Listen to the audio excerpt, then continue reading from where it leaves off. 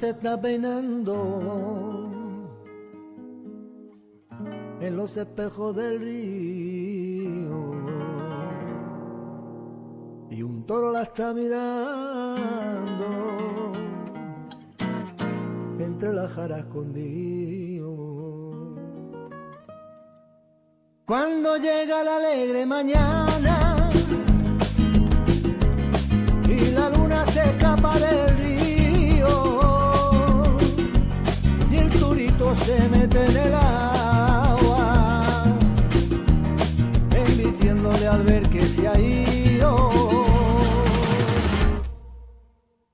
Y ese toro enamorado de la luna que abandona por la noche la maná y es pintado de amapola y aceituna y le puso campanero el mayoral. Los romeros de los montes le besan la frente, las estrellas y luceros lo bañan de plata y el torito que es bravío y de canta valiente, abanicos de colores parecen sus patas.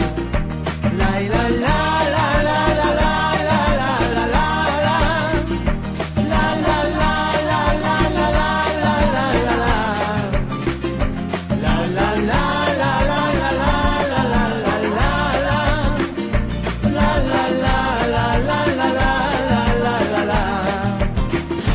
los romeros de los montes le besan la frente, las estrellas y luceros lo bañan de plata y el torito que es bravío y de canta valiente, abanicos de colores parecen sus patas. La luna sale esta noche con negra bata de cola y el toro la está mirando entre la jara y la sombra.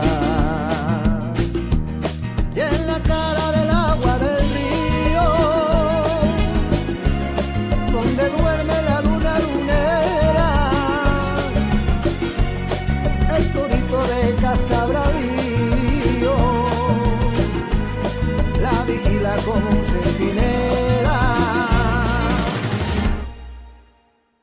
Y ese toro enamorado de la luna que abandona por la noche la maná y es pintado de amapola y aceituna y le puso campanero el mayoral.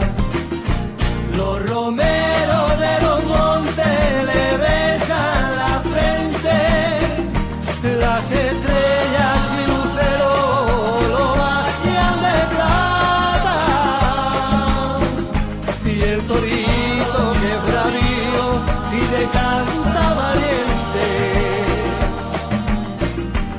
abanicos de colores parecen sus patas y abanicos de colores parecen sus patas.